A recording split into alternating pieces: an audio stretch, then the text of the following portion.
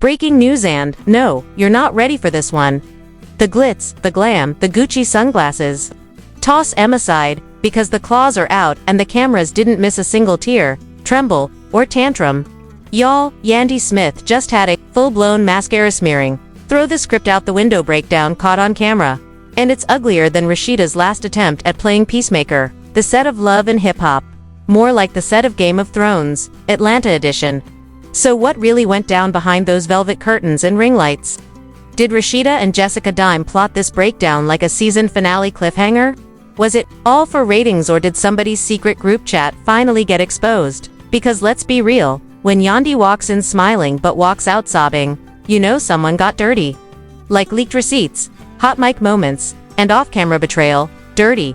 And baby, we've got it AL. L from the sneak footage producers tried to bury to the shady backroom deals that left even veteran cast members shook. Oh, and wait till you hear which cast member might have accidentally leaked Yandy's private journal entry for a storyline boost. Stay right where you are, because this breakdown, it's just the beginning, and the truth is way messier than anyone's edges. The cameras might have stopped rolling last season, but baby, the drama. It clocked in for a double shift with no warning and even less mercy. Word is, Yandy Smith just went from calm, collected, queen to full-blown chaos on camera, and no, this wasn't one of those dramatic for-the-show meltdowns. This was real, this was raw, and this was caught in 4K with audio that had producers clutching their clipboards like church pearls. It all popped off during what was supposed to be a chill day of filming, just some harmless banter between cast to set up the next season. But when Yandy walked in, something was already off. Her smile was too tight, her posture too stiff, and that coach bag she carried. Baby, it was packed with more emotional baggage than wardrobe. The tension hit like Atlanta humidity, thick, suffocating, and inescapable, and sitting right across from her, like the queens of petty, were none other than Rasheeda and Jessica Dime, looking cool, calm, and just shady enough to start a storm. According to an insider on set, Yandy had already been dealing with rumors, swirling behind the scenes. Word had been getting back to her about late-night group chats, strategic link-ups, and whispered conversations about her personal life that somehow kept showing up in Blogger posts, always conveniently twisted just enough to make her look unhinged. Producers tried to keep things cute, handing her a light script and pushing for fashion talk. Upcoming events, the usual filler. But baby, Yandy wasn't here for filler. She scrolled through her muted phone, eyes darting at Rasheeda, then at Jessica, like she was waiting for one of them to blink first. And blink they did, just not fast enough. When the cameras started rolling, Yandy went in. "We good?" she asked Rasheeda, voice calm but eyes screaming war. Rasheeda nodded. Too soft, too smooth. That little hesitation. That's all it took. Yandy leaned forward, laced her words with venom and pain, and dropped the first bomb. "Because I heard. Somebody's been busy spreading stories about my business, my parenting, my marriage, stuff I never told you. So how'd it get out?" Rasheeda played dumb, of course, said she didn't know what Yandy was talking about. Jessica sipped her drink and smiled like she wasn't 2 seconds from catching emotional hands, but yet wasn't buying it. She stood up, straightened her jacket, and said, "Don't play stupid, and don't act like you didn't say it just because you didn't say it with a mic on." The room went dead silent. Even the boom mic guy held his breath. And then, right on cue, Jessica Dime opened her mouth and lit the whole scene on fire. "We say what we want," she said, shrugging like she hadn't just admitted to being messy on purpose. That's when Yandy exploded, not with tears, not yet, but with that kind of slow-burning fury that shakes you more than screaming ever could. "You think I won't find out? That I won't hear the clips? That I won't see the blog comments, and connect the dots?" Her voice cracked not from weakness, but from holding it in too long. She started pacing. "I've been handling things you don't know about. My son acting up at school, my husband trying to be present, my name getting dragged in mess I didn't sign up for. And y'all out here using me as a storyline like I'm not even human." At that moment, the director tried to call for a break. Yandy waved her off like she was brushing away a mosquito. "No breaks," she said. "You wanted real. This is real." And with that, the dam broke. The tears didn't fall like TV tears, they fell like years of silence cracking open all at once. She sat down hard on the couch, mascara already streaking, hands shaking, voice wobbling between pain and pure rage. I've been playing nice for too long. But I'm done protecting people who don't protect me. Jessica froze, eyes wide like she just realized this wasn't a scene, it was a reckoning. Rasheeda shifted in her seat, finally looking like the weight of her own silence was catching up to her. And just when it seemed like it couldn't get heavier, Yandy let out a bitter laugh and whispered, "And I still showed up today, that's what hurts the most." One of the assistants whispered, "She's crying," like the room didn't already know. Another clutched their headset, murmuring to producers who didn't dare cut the camera, because this was gold, messy, painful, emotional gold. From outside, you could hear a runner calling out, a door banging, someone asking what happened, but inside, nobody moved, nobody even breathed.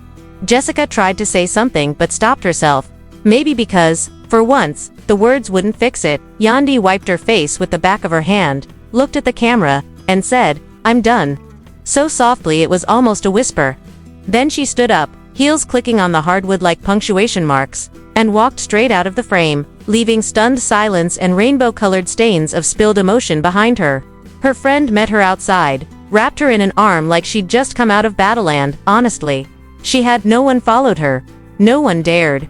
Not after what they'd just seen. And that moment, unfiltered, uncut and unexpected, became the spark that blew the whole season wide open. Producers who saw the footage were floored. One even asked if they should bury the scene for Yandy's sake. Another said, "Are you kidding? This is going in the premiere." And just like that, the editing room turned into a war zone, debates over how much to show, how far to push, and whether the breakdown was a storyline gift or a reputation grenade. Meanwhile, back on set, Rasheeda and Jessica stood in the lounge like two kids who broke the vase and couldn't decide whether to clean it or blame the dog. Rasheeda tried to speak, but her voice cracked. Jessica muttered something about not meaning it like that, but no one believed her. The damage was done, and the footage was already being chopped, cropped, and cued for maximum impact. Social media hadn't even seen the clip yet, but the whispers had already started. A leaked still image of Yandy crying, head in hands, popped up on a gossip blog that evening with the caption, "Yandy's breaking point." Fans lit up the comments like wildfire, some defending her, others calling her dramatic. But all of them watching, waiting, refreshing for more. The clip hadn't even aired yet, and still, the drama was everywhere. But the part that really had folks gasping, word on the street is, that wasn't even the worst of it. Because baby, someone's about to leak something a whole lot more personal than tears. And that's where things get really messy. Not even 24 hours had passed since Yandy stormed off the set. Mascara streaked down her cheeks and heart shattered in plain view, when the internet exploded with something even messier. A leaked audio clip surfaced online and spread, like wildfire, catching everyone off guard. In the background, there was unmistakably Rasheeda's voice, low and smug, saying Yandy's breakdown was, quote, Oscar-worthy, and calling it a desperate grab for attention. And if that wasn't enough to cause chaos, Jessica Dime's giggle was right there in the background, quiet but sharp. Like the sound of someone co-signing betrayal with a sip of tea. The streets, the blogs, and every group chat from Atlanta to LA lit up like Christmas. Fans were shocked, outraged, disgusted. The same people who hugged Yandy for the cameras were mocking her the second they thought no one was listening.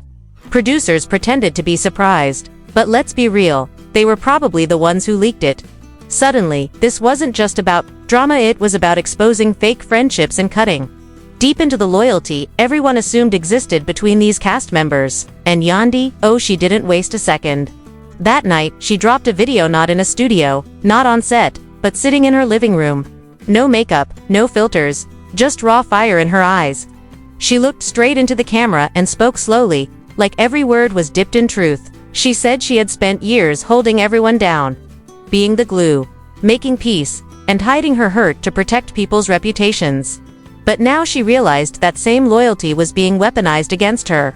She said people who had her number, people who'd eaten at her table, were laughing about her pain like it was just another storyline. And she ended the video with one sentence that sent shockwaves through the fanbase. "You wanted reality, well, now you got it." Meanwhile, on set, everything shifted. Jessica Dime showed up the next day with sunglasses on indoors and didn't say a word to anyone. Rasheeda arrived with her usual grace but didn't make eye contact with the producers. Word was, the higher-ups were furious not because the clip leaked, but because it leaked before they could control the narrative. Now the damage was public. and they had no choice but to lean in or risk looking like they were hiding something. Inside the production trailer, plans were already changing. A meeting was called behind closed doors, and the directive was clear. Film everything, no faking it, no sugarcoating. If emotions run high again, let them. If someone walks off, follow them. And if more receipts surface, even better. So, the cameras rolled again, but the vibe on set was off.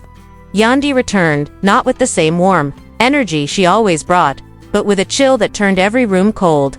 She greeted the crew politely, avoided Rasheeda and Jessica entirely, and kept her circle tight. There was no yelling, no confrontations, just silence. And somehow, that silence was louder than any fight could have been. In one scene, they sat all three of them on a plush couch together. The producer wanted a lighthearted scene about upcoming collaborations, maybe even a reconciliation, but what they got was a masterclass in tension. Yandy didn't even look at them.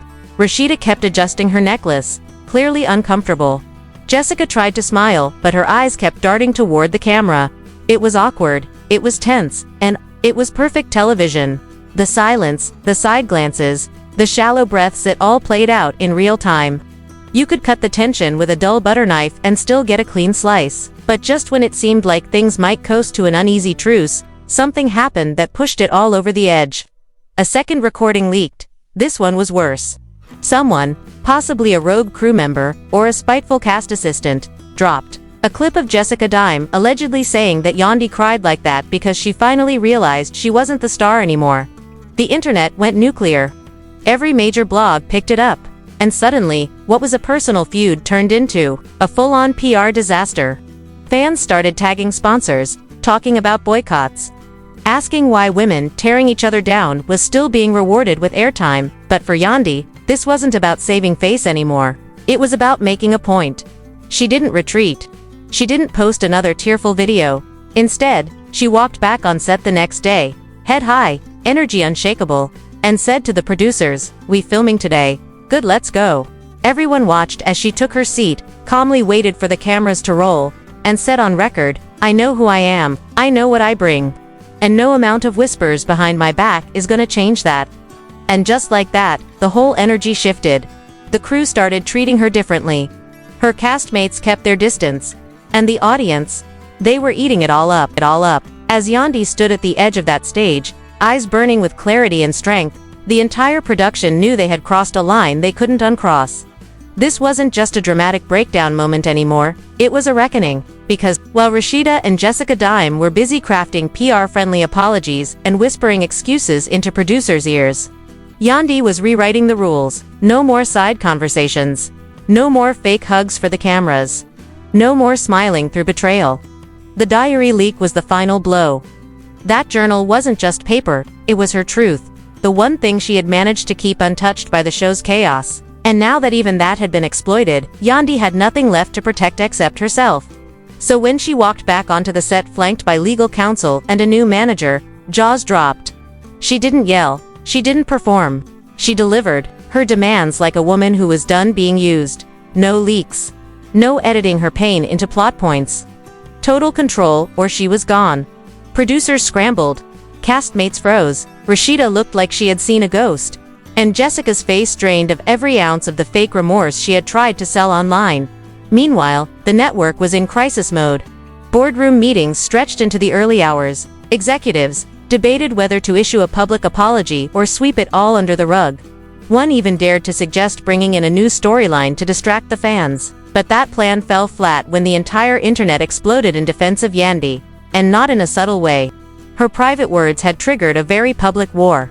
Commentators, influencers, journalists, everyone was now dissecting how reality TV mines trauma for ratings.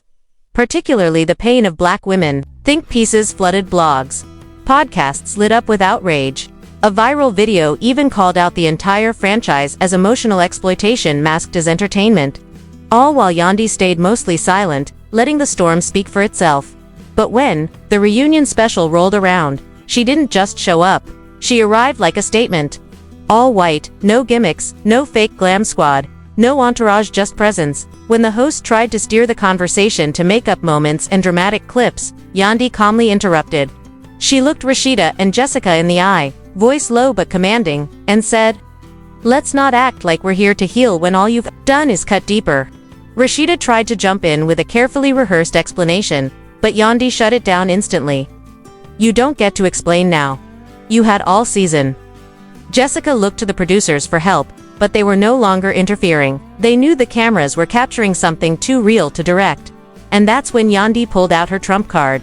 She brought the unedited audio clip. Yes, the same one where Rasheeda was caught mocking Yandy's mental health and laughing about how easy it was to manipulate the narrative.